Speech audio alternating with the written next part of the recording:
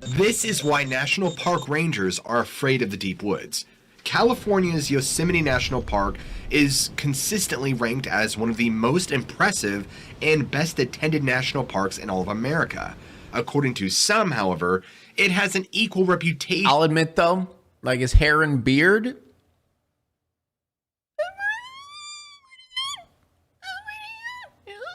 is one of the most vile and dangerous for visitors. This assertion was reinforced when in March 2017, the National Parks Service released a list of all of Yosemite's unsolved missing persons cases. This disclosure, which may or may not have been complete, marked the first time that any such document had been made public by the National Park Service, chronicling more than 30 disappearances stretching all the way back to 1909, when en route to Sentinel Dome, F.P. Shepard had disappeared into Yosemite's wilderness. Granted, many of these disappearances might be entirely mundane, but our national parks contain countless dangers, from environmental disasters to inclement weather and wildlife attacks. At the same time, reports of grisly murders, strange creatures, and other things that go bump in the night just won't go away, no matter how hard authorities try to dismiss such crazy claims.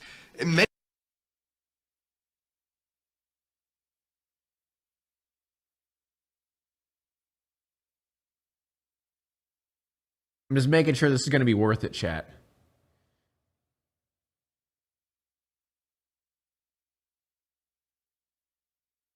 Many of us come to these tales secondhand. Some unlucky campers come face to face with the unknown in places like Yosemite National Park. One of the more infamous Bigfoot? stories of Yosemite is the Flannel Man. The area is now known as Yosemite National Park, and it has been inhabited for almost 4 millennia, with suggestions that indigenous visitation may have first occurred twice as long ago, or even earlier. The person largely responsible for bringing Yosemite to the attention of European settlers was mountaineer James D. Savage, who, in 1851, his arrival brought with it the name we use today. Savage popularized the term Yosemite, using what he believed was a Miwok word, meaning grizzly bear. This is the story you'll most often hear today, but it is actually a misconception. As noted by Carlton Smith in his book Murder in Yosemite, the word, while similar to the Miwok term for grizzly bear, is actually better translated as killer. Historians today suspect that the Miwok were referring okay, here we go. to Yosemite's Awanichi people. However, there exists some indication that the term Yosemite referred to a race of shadowy beings or people who antagonized other tribes in the valley. Their actual identity remains unknown. The Miwok Yosemite was used to describe these elusive enemies and is best translated as meaning some among them are killers. He was close. He was close. These mysterious adversaries, and do they still harass visitors in Yosemite National Park today? Perhaps the tribes were referring to how spirits of the dead and other terrifying apparitions seem especially fond of Yosemite Valley, clinging to the mountains and forest long after death.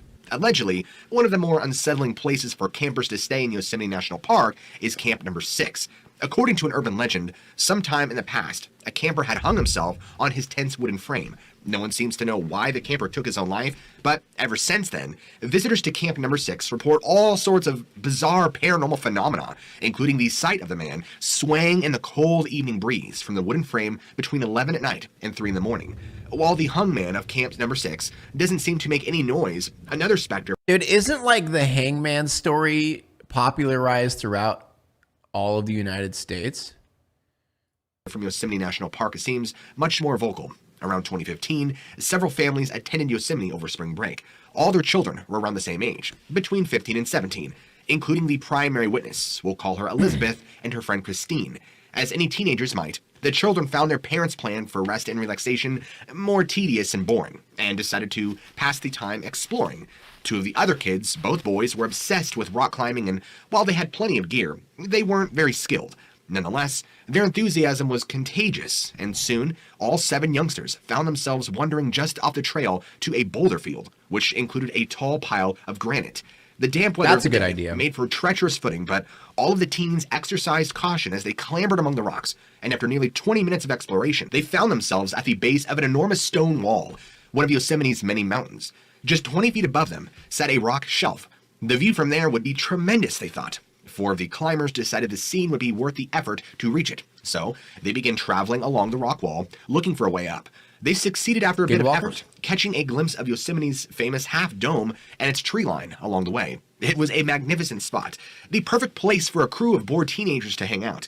This precipice and the stone wall below would serve as their meeting place for the remainder of the week. It was isolated, but not dangerously so, and just far enough away from the prying eyes of parents or any trails that might bring hikers their way. As their second day at the stone wall came to a close, Elizabeth decided it was time to return to camp. She was hungry, and her parents, who were originally from South Africa, were making a delicious stew from their home country that she really enjoyed. As she and the others began their descent back to the trail, Elizabeth heard her friend's name being called. Christine! Christine! And since they had told their parents about their hiding place, the teens just thought little of this voice.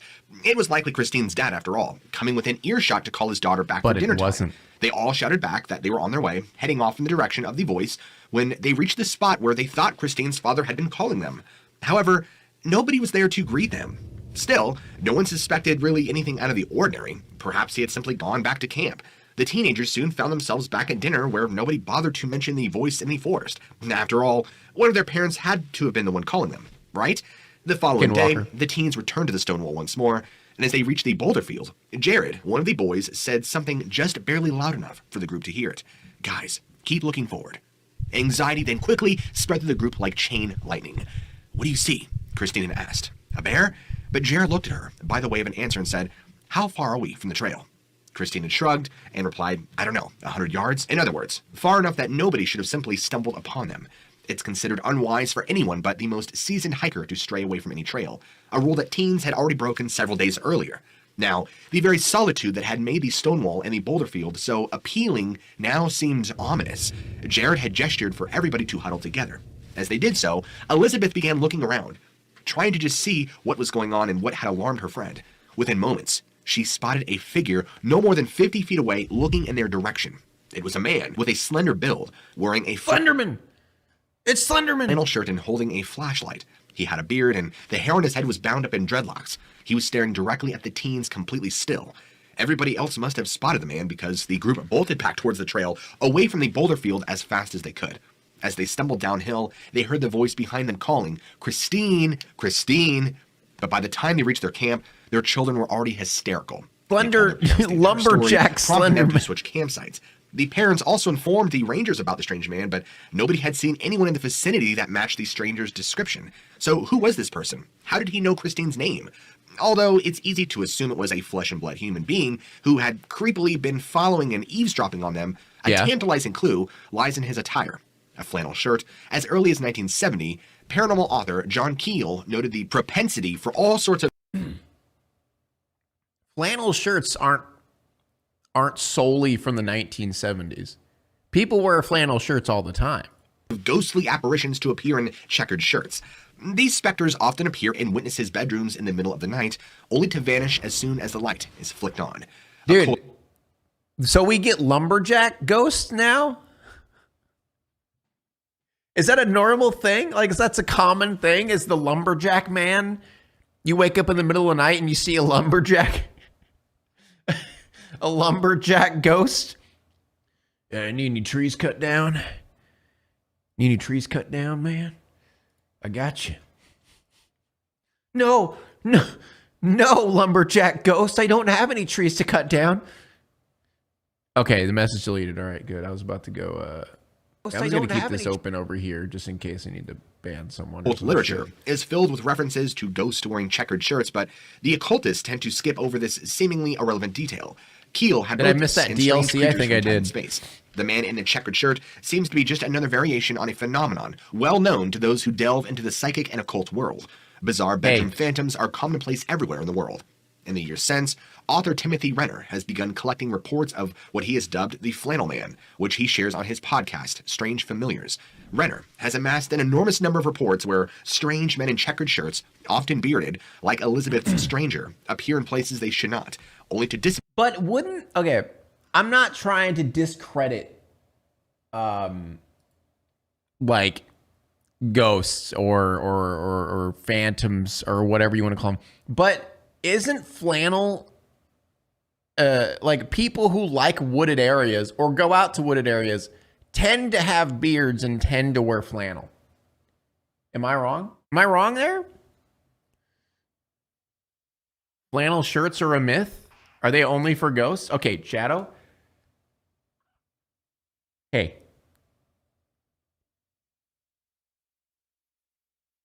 Bitch. Appear in plain sight, often accompanied by other paranormal and strange phenomena. And on the topic of paranormal, in August of 2017, a man visiting Yosemite National Park with two friends, Zach and Andrew, bumped into something far stranger than a man in flannel. Zach had been working for the park at Glacier Point, and his friends had decided to pay him a visit. One particular beautiful evening, the three friends decided it would be fun to watch the sunset near Chilnualna Falls. Even though they'd be returning home, the 4-mile, 2,000-foot hike in the dark, Zach knew the area quite well, so they had nothing to fear. Their plan was to bring dinner to the top, swim in the pools, and wait for Mother Nature's show to begin. The trip got off to a rocky start, however. Near the end of their ascent, the friends met another man. Is it a dirty or bloody flannel? That'd be scary? No. Had slipped, fallen 50 feet, and likely shattered his femur. While neither of the hikers had cell phone reception... Shattered his femur. Wait, what? While neither of the hikers had cell phone reception, the friends did. So, they dialed 911 to assist. Holy Zach, shit. who had seen many such accidents during his tenure at Yosemite, assured both men that help was on its way. Authorities would be dispatching a helicopter for medical evacuation, since they had confirmed the victim's location with search and rescue. The three friends saw no reason to spoil their outing and continued the evening's plans. They were able to take in not only the breathtaking sunset, but the chopper as well, descending to rescue the fallen man. And once the sun had finally dipped behind the trees, the friends began their own descent, thanking medical personnel for their assistance as they passed by the accident site. Despite the heavy number of people present on the trail above, it was pitch black further down the path, and the moon offered little help for lighting their way. The three friends switched on their phones, using them as flashlights to find their footing, lest they need medical attention themselves. After walking about a mile downhill, the trail became a series of zigzagging switchbacks between a sharp incline to the right and a steep drop-off to their left. Zach was in front, Andrew behind, and the primary witness was in the middle when they caught something poking out from behind a tree. It was only about 15 feet away on the incline side of the path. Zach had shined his light in the shape's direction, only to have whatever it was launch itself from behind the tree across the other side of the trail downhill. They all later described it as clearly being a humanoid. It ran on 2 feet, but didn't seem to be wearing any clothing, and certainly didn't move like any person they'd ever seen. It's just... What if it's just a Shadow? I'm putting you back. Okay, I'm putting you back. Okay? You've been bitey. You've been bitey. You've been too bitey. Okay? I'm gonna put you back for a bit. All right, buddy? All right. What if it's literally just a dude streaking? Okay, the thing is, yeah, it don't get me wrong, it could be like some mystical weird shit. But oh, the teaser done? Hell yeah. Chat, we're going to have a website soon with a bunch of stuff. I'm going to talk about it after this video. But yeah, it's just, what if it's just a dude streaking, you know? That just makes it so much better. Tracks, terrified that another 3 miles of trail lay before them. Once they gathered themselves, they shined their lights down the opposite side of the trail, but couldn't make out anything out of the ordinary. Where had the thing gone? The mountainside was far too steep for any hiker in their right mind to have attempted a descent. The friends would never learn exactly what they saw in Yosemite National Park that night. The primary witness later speculated that it could have been a skinwalker or some other Native American spirit, perhaps hoping to make an easy meal of the wounded hiker further up the mountain. While such encounters are unsettling, at least no one was physically harmed by the beast. The same cannot be said for other campers. Those overnighting in Yosemite National Park sometimes report something nipping at their heads while they sleep. One Mr. Jeffrey Stanton from Walnut Creek, California. Okay, nipping at their heads while they sleep? What about that one story? Remember that story of that girl who had a fox chew on her head while she was sleeping? You know, like animals can nip reported at that your he head. had been camping in the Wawona campground when he was awoken by a sharp pain in his head. He opens his eyes just in time to see a canine form trotting off into the bushes. The wound was... Okay, it's not a fox.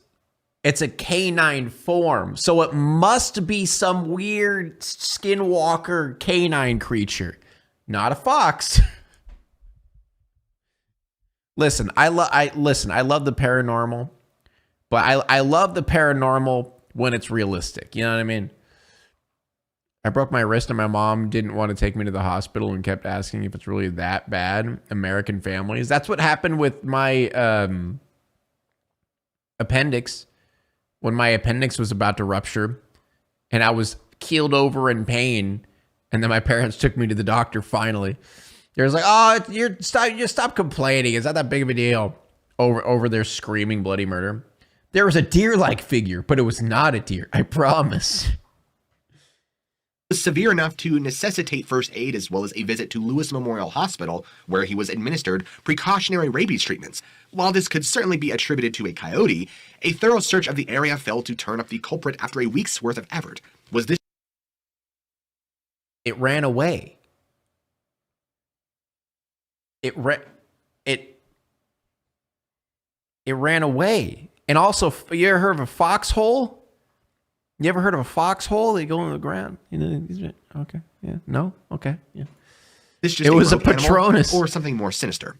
Recall that a variety of indigenous black magic practitioners, including skinwalkers. Okay, now I know everyone's thinking it could potentially be some sort of canine, you know, fox, coyote, but indigenous black magic practitioners, including skinwalkers. I mean, I'm just saying it's a possibility. I mean, you gotta really think about what's actually possible here. I mean, fox or indigenous black magic practitioners, including skinwalkers. Come on, guys. Find close association with wolves and coyotes. A month later, a nearly identical scenario had unfolded, again at Wawona Campground. Carl M. Munson, like Stanton, found himself awoken by a scratch on his head. Again, park rangers mustered a search of the area, while, again, abandoned after several days of finding nothing. The official explanation, admittedly, most likely is that of a coyote or wild dog was stalking nearby when Munson or a fox shifted in his sleeping bag, triggering the animal's predatory reflexes. What if the head biter had been allowed to finish its task? What would have happened? A chilling tale from a seasoned outdoorsman may shed some light on the head biter's victims. You see, it was summer of 1998. The witness was employed by Yosemite National Park's Backcountry Division, one of only 15 such personnel charged with educating the public about Yosemite's less accessible areas. 90% of Yosemite is designated as wilderness, meaning that while recreational activities like camping, hiking, climbing, and skiing are permitted, there is no infrastructure, no roads, no amenities, no services. You're basically on your own unless you stumble upon a member of the Backcountry Division. In these parts of the park, the backcountry employees are responsible for UFO, patrols, unidentified issuing fox, permits, providing assistance, and generally ensuring visitors' safety through the enforcement of park regulations. While it's an 8 to 10 hour shift on paper, backcountry rangers are never really off the clock. The witness described it as the most fatiguing job they had ever had, both mentally and physically. This particular backcountry ranger had been assigned a patrol loop that took him through Yosemite National Park's Hetch Hetchy region, the same area where it might be recalled from an earlier video. Michael Allen Fissery disappeared 7 years later. Few visitors make their way to this part of the park as it sits 10 to 20 miles from any road. The first day took the ranger 9 miles deep into the wilderness, past Rancheria Falls. By this point, hikers were few and far between, and by midday, nobody else was around. The ranger continued in his solitude through the next day, taking notes, cleaning up the odd firing he happened upon. By around noon, he found himself another 9 miles deep by Paiute Creek. It was then that he spotted it, something lying in the middle of the trail ahead. At first, the ranger thought it was just a rock, but as he drew closer, he could see that it was furry and that a crow was pulling off strips of flesh. Fearing the worst and aware of Yosemite's reputation for disappearances, the ranger had braced himself to find human remains. Fortunately, it was the head of a deer. He began examining it for details, but the eyes were missing. A favorite first course for scavengers. Nothing odd there. But as the ranger looked closer, other things did not seem right. To begin with, there weren't any tracks in the trail. Thank you for the 10, Marika Gaming. Thank you so much for the 10. In fact, it looked as though the surrounding dirt had been deliberately brushed clean. Moreover, the head was obviously fresh, retaining plenty of flesh and fur, and the blood just barely beginning to coagulate. Flipping the grisly find over with his boot, the ranger could tell that this was no animal attack. The cuts were simply too clean. This had to be the result of a human tool. The ranger was now on high alert. Hunting of any kind was illegal in Yosemite, so he's... What? How could a human kill a deer? It's illegal! Are we really going to run that right here? Are we really going to run that out right here? Come on. But that's impossible. It's illegal. How could a human kill a deer when it's illegal out here?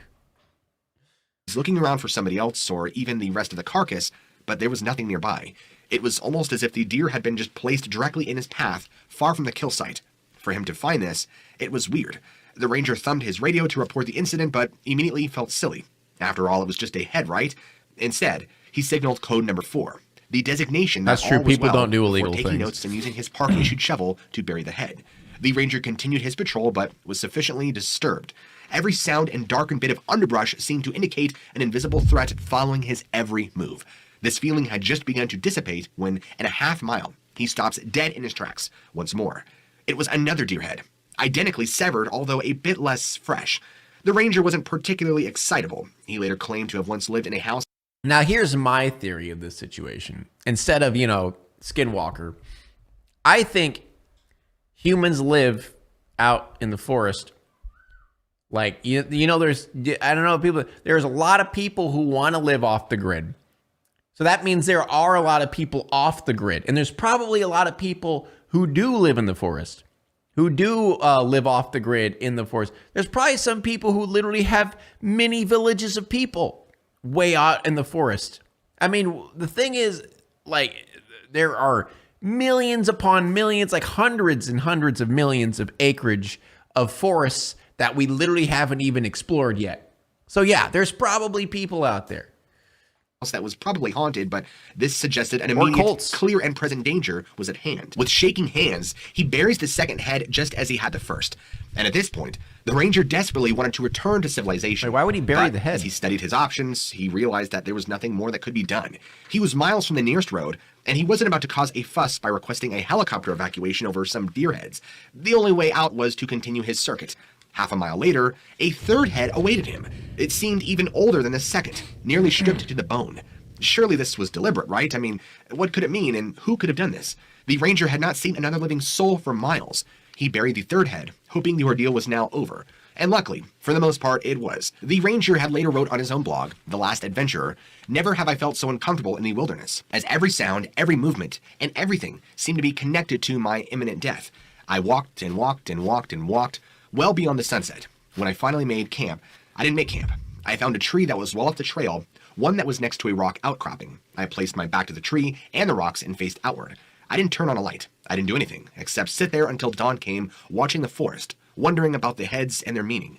The next day, I put my pack on and continued on my patrol. A day later, I finished my patrol and drove back to the valley and my house. Then, only then, I slept. I filed a report about what I saw, but as far as I know, nothing ever came of it. And the mystery remains to this day. What did these skulls mean, if anything? Was it a psychopath playing with the ranger, watching from the bushes? Or was the ranger somehow caught in a temporary time vortex? The deer heads were... Wait, let me just run that back real quick just to make sure I heard that right. Or was the ranger somehow caught in a temporary time vortex? Okay, the deer heads were all spaced a half mile. Let me try to see one more. What was that? What was that? Was the ranger somehow caught in a temporary time vortex? Yes, of course. A person messing with him. Temporary time vortex. Again, just like the last one, just like the fox situation, which one is really more likely, chat? I mean, come on. Temporary time vortex? What? You're telling me you haven't been in a temporary time vortex before? Come on, guys. Come on. The deer heads were all spaced a half mile away from each other and exhibited signs of more and more advanced decay every time he had found them. Could it have been actually the same head each time? Perhaps over the course of a mile, this unsuspecting backcountry ranger slipped into a time anomaly that allowed him to go into the future. If so, he's lucky to have escaped alive.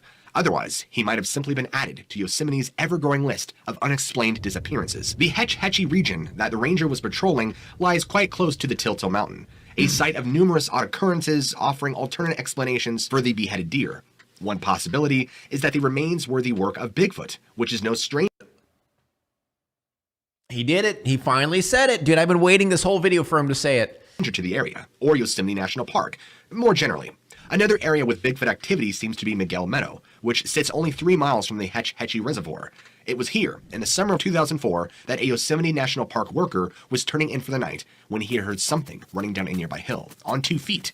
The young man later told a park coworker that he actually wasn't afraid of the sound. He had jumped right past fear into resignation, knowing that he was a dead man. The only question that entered his mind was how he would escape this fate. But at the same time, he felt that he had to do something. He tried to decide whether he should simply flee his tent or whether or not he should stand his ground and try to frighten away this mysterious intruder. He chose the latter course of action, leaping from his sleeping bag out of the tent and into the night air in one swift motion. But before he even saw what was facing, the park worker let loose a tremendous... I'm not even joking. I never get calls. I never get calls in my life. I've gotten 6 calls since I've started stream. I never get calls, ever. What is happening today? Stop. Scream louder than he had ever yelled in his life. He was answered by an even louder roar, so close it was nearly in his face. The hapless victim was standing toe-to-toe with a tall, bipedal creature weighing maybe 600 pounds. It was covered top to bottom in dark hair. The worker's gambit seemed to pay off as the Bigfoot hurried back up the hill the moment its own blood-curdling scream had ended. In a panic, the worker rushed to a nearby camp where he knew some seasoned forestry veterans were staying. Despite the wild nature of his tale, of course, they told the young man that they too had seen many odd... Stop saying bear. He literally just said it's Bigfoot. Stop saying bear. Stop it. Jesus. He said Bigfoot. In Yosemite, and that in all honesty, nothing seemed to surprise them anymore. One can only wonder if these old rangers had ever heard of the wolf apes, described as a hideous mixture of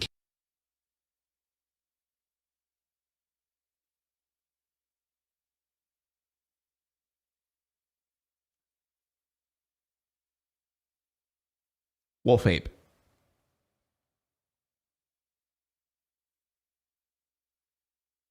Take a wolf, you take an ape. You just put it right together. Wolf ape. Does that mean an ape had sex with a wolf? Wait, he said Bitcoin? Wait, when did he say Bitcoin? Honesty, nothing seemed to surprise them anymore. One can only wonder if these old rangers had ever heard of the wolf apes, described as a hideous mixture of canine and primate features. The wolf ape has been reported in and around Yosemite National Park for around a century now.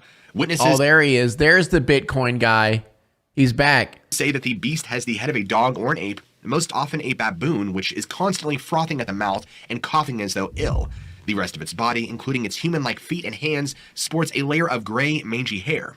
When it vocalizes, the creature allegedly sounds like a revolting combination of a pig squealing and someone vomiting. Supposedly, tales of the wolf ape stretch back... What the...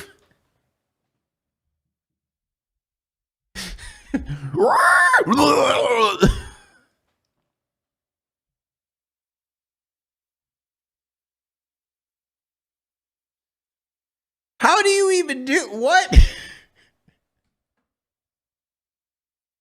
What? Back into Yosemite's indigenous lore. An apocryphal story claims that Ansel Adams, the legendary photographer who helped shape our image of America's national parks, actually faced down a troop of the creatures while working in Yosemite. Supposedly, he sheltered in his tent until the horde moved along. Today, the wolf ape is sometimes referred to as It's right there. There's the wolf ape.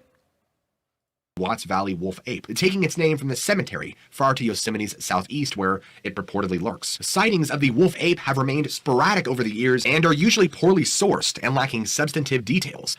One story claims a wolf ape tore into a single-room schoolhouse near Yosemite, forcing the students to pile their desks together, climb them, and retreat to the rafters as their teacher locked himself inside a closet. The wolf ape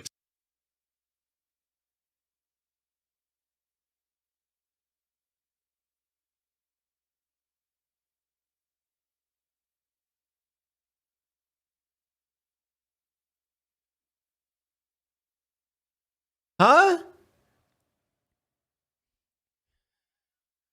Huh? Oh, wolf ape.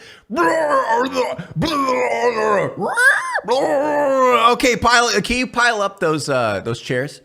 Yeah, pile up. Yeah, I want you to pile up these chairs. Pile up those chairs, and I want you to get up.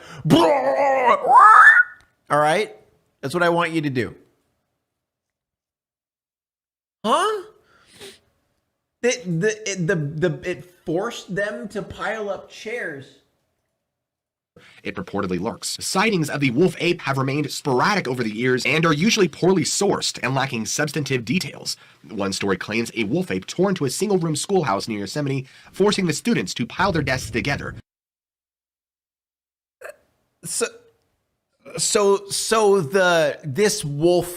This wolf ape broke in, throwing up and squealing like a pig.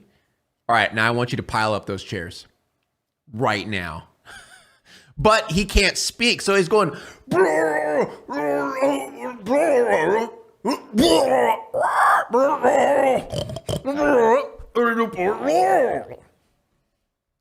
What? Climb them and retreat to the rafters as their teacher locked himself inside a closet. The wolf ape simply forced itself into the building, raided the children's lunches, and left. Another account claims that a man of the cloth actually shot and killed a 10-foot-long wolf ape in the 1950s. The preacher deemed the beast one of the Satan's pets, hanging it on the walls of his church as a stark reminder of the evil one's constant presence. Naturally, the animal began to decay after several weeks, forcing the preacher to sell the specimen to a traveling sideshow where it allegedly toured the West Coast.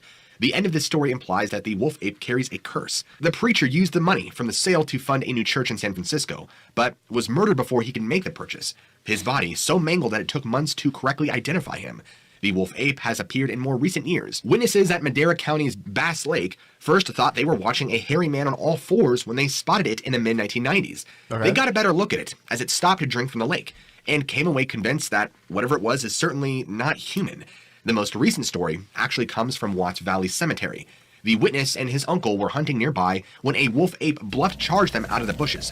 Both the uncle and his nephew said it was 6 feet long, gray-haired, and had a baboon face with human-like eyes.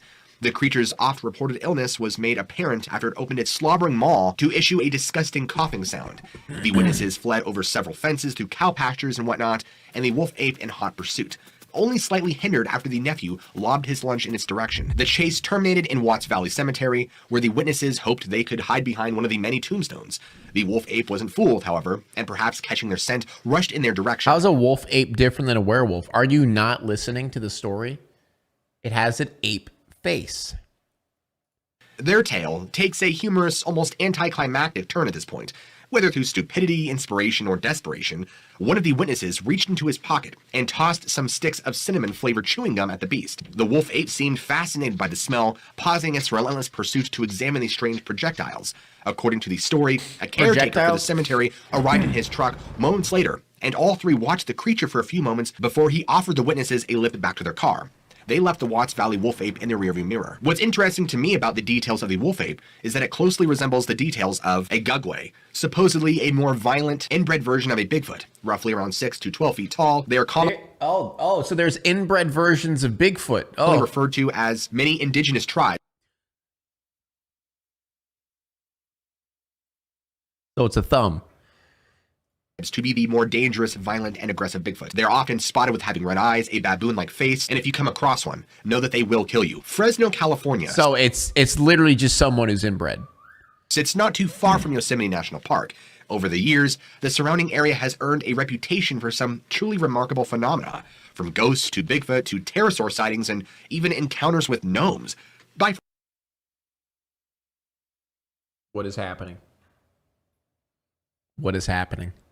What is going on? Where are we going? Like, this video started off kind of normal. I'm not gonna lie, this video started off pretty tame. Now we're talking about gnomes? Huh?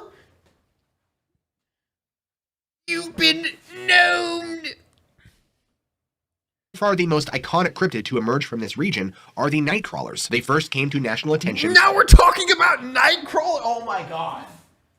Oh my God, we're talking about night crawlers? What? Dude.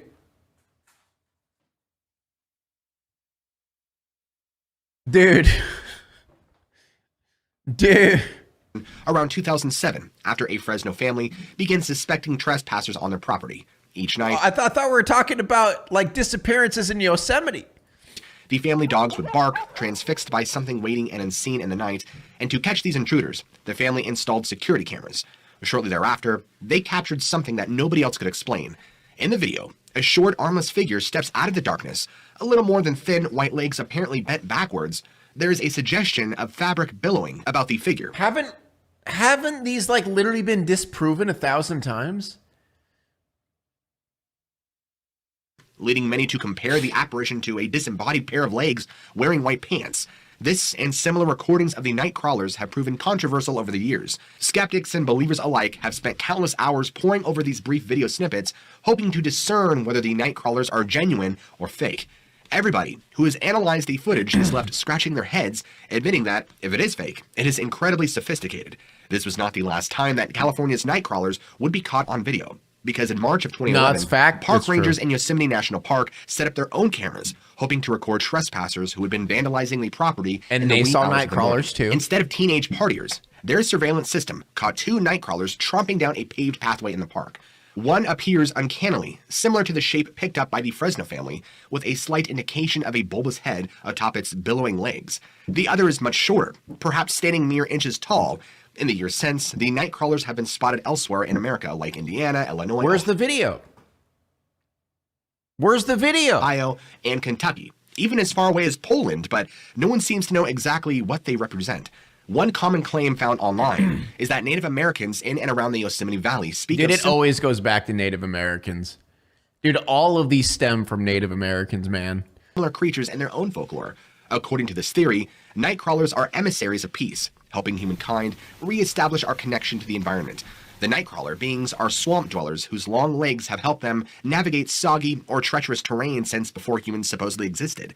Yeah. It's a fun idea, but actual concrete testimony from indigenous informants regarding this legend is hard to find, if it exists at all.